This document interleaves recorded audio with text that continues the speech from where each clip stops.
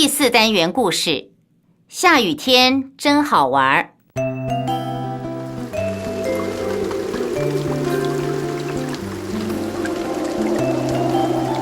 哎，外面又是风又是雨，钟钟和小小不能出去玩了。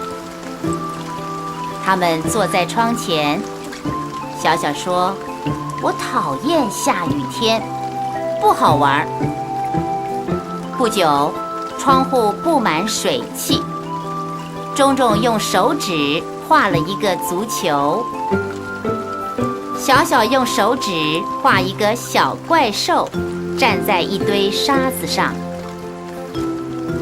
小小又画了一朵白云，钟钟又画了许多花和一些小石子。他们越画越高兴。小小说：“下雨天也很好玩呢。”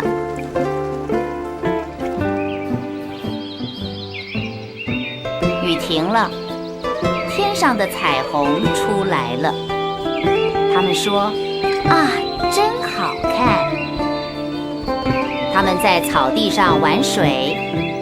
小小说：“真好玩，明天还会下雨吗？”